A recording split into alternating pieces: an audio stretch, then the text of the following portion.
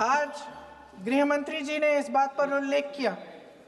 उन्होंने कहा, उनके शब्दों में उन्होंने कहा कि पाकिस्तान के पास शरण में आने के बजाय कोई चारा ही नहीं था। आपने शरण दिया क्यों? वो आते हैं आपके देश के अंदर, लोगों को मार डालते हैं और आप उनको शरण दे रहे हैं। क्यों दिया शरण? इसका जवाब क्यों नहीं दिया है एक भी भाषण में? जैसे ये बात उठी, शरण की बात की हमारे गृह मंत्री जी ने, इतिहास में चले गए। नेहरू ने क्या किया, इंदिरा गांधी ने क्या किया, यहां तक कि मेरी मां के आंसुओं तक चले गए। लेकिन इस सवाल का जवाब नहीं दिया कि ये सीज फायर हुआ क्यों, ये जंग रुका क्यों, और तब क्यों रुका जब दुश्मन के पास कोई चारा नहीं था हमारे श्रेय में आने के बजाय। क्यों रुका ये जंग? इसका जवाब नहीं दिया।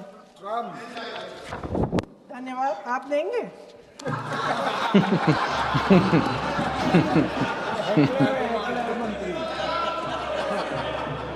देना भाई देना, आपको टाइम मिलेगा तो।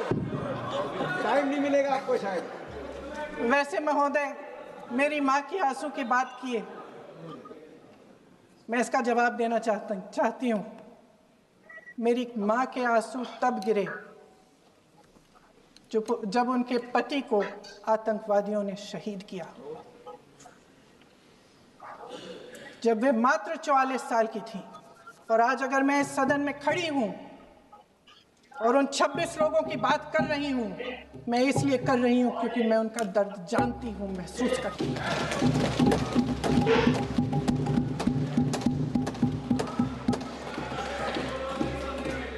अध्यक्ष महोदय, मैंने कहा कि देश का नेतृत्व सिर्फ उपलब्धियों का श्रेय लेने से मजबूत नहीं होता। सफलता और विफलता दोनों की जिम्मेदारी लेने से बुलंद होता है। ये सोने का ताज नहीं है, कांटों का ताज है। अध्यक्ष महोदय, जब सरकार झूठी और कायर हो तो वे बहादुर से बहादुर सेना के साहस और पराक्रम को भी कमजोर कर देती है। देश को प्रतिशोध के साथ साथ सबके प्राणों की रक्षा का प्रण चाहिए। सेना की शक्ति के साथ सरकार की सच्चाई भी चाहिए। महान देशभक्त शहीद इंदिरा गांधी जी, जिन्होंने सफल कूटनीति के बल पर अमेरिका के राष्ट्रपति निक्सन का मुकाबला करके पाकिस्तान का विभाजन करवाया, बांग्लादेश बनाया, 1 लाख पाकिस्तानी सैनिकों को आत्मसमर्पण करने पर मजबूर किया, उन्होंने कभी इसका श्रेय लेने की कोशिश नहीं की।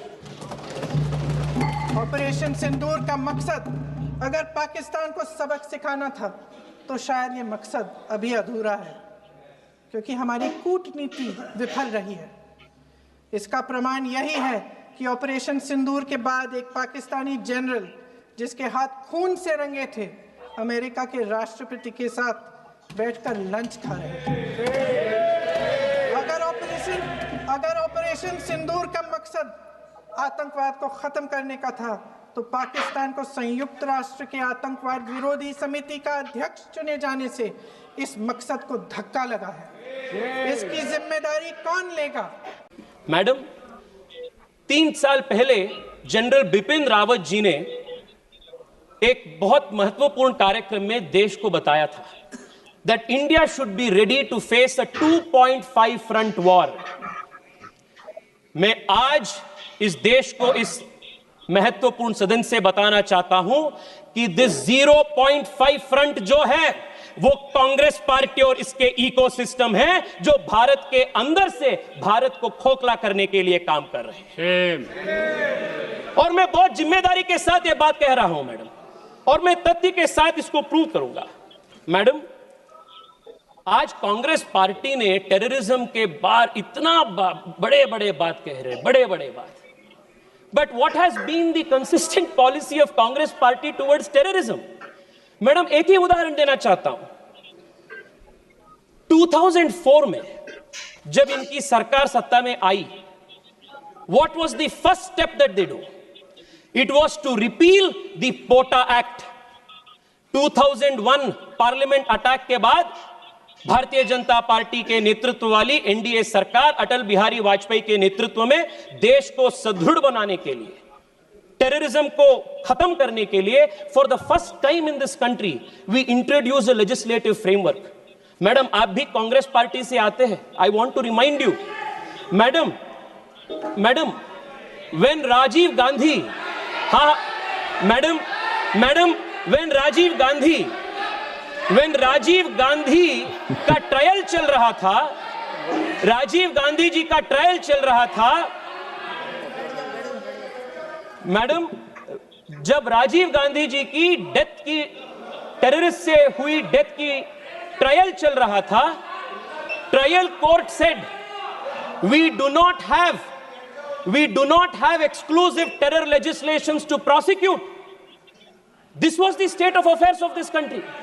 2001 के बाद हमने पोटा कानून लागू की, पर आप सरकार में आते ही पहली चीज आपने पोटा को ध्वस्त किया, यू रिमूव पोटा। और क्यों किया आपने? आपके वोट बैंक के कारण आपने पोटा को बंद किया, और उसके बाद 10 साल देश हर दिन टेररिस्ट अटैक रूटीन बन गया था देश में। मैडम, मैं आपको एक लिस्ट बताना चाहता हूं।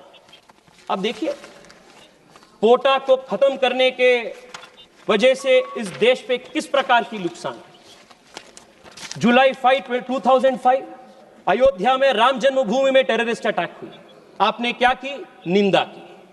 2005 जुलाई 28 जौनपुर श्रमजीवी एक्सप्रेस पे बॉम्बिंग हुई, 15 लोग से अधिक लोगों का मृत्यु हुई, आपने क्या की? निंदा की। अक्टूबर 29 दिल्ली, दिसंबर 2005 बेंगलुरु IISc, फरवरी 2006 गुजरात अहमदाबाद स्टेशन में बॉम्बिंग, 2006 मार्च वाराणसी कंटोनमेंट स्टेशन, जुलाई 11 2006 मुंबई महाराष्ट्र ट्रेन बॉम्बिंग, 300 से अधिक लोग की मृत्यु हुई। मालेगांव महाराष्ट्र 2006, पानीपत हरियाणा 2007, हैदराबाद मेक्का मस्जिद बॉम्बिंग 2007, अगस्त 2007 हैदराबाद में फिर से लुम्बिनी गार्डन के गोकुल चाट पे बॉम्बिंग, लखनऊ में बॉम्बिंग, 2008 पे रामपुर पे उत्तर प्रदेश पे बॉम्बिंग, सितंबर में दिल्ली में करोल बाग पे बॉम्बिंग, 2008 दिल्ली में सितंबर 27 में बॉम्बिंग। इसे लिस्ट जाते रहते हैं। In just 10 years of the UPA government between 2004 and 2014, more than 8,000 civilians were killed because of terrorist attacks in this country. 8,000 terrorist civilians were killed. आपने NIA को वीक किया, आपने जो कानून था वो कानून को ध्वस्त किया, और सुनिए मैं बताता हूं आपको हमने कैसे NIA को मजबूत किया। Madam, it was this deliberate ploy of weakening this country from within, by deliberately weakening the institutions of this country, that led to 8,000 innocent civilians killed because of terrorist attacks. And फिलहाल तो प्रियंका गांधी और तेजस्वी सूर्या के इस भाषण पर आप क्या कुछ कहना चाहेंगे? अपनी राय हमें कमेंट में जरूर बताइए, और इसी तरह की वीडियो देखने के लिए हमारे चैनल करेंट तक को लाइक शेयर सब्सक्राइब जरूर करिए।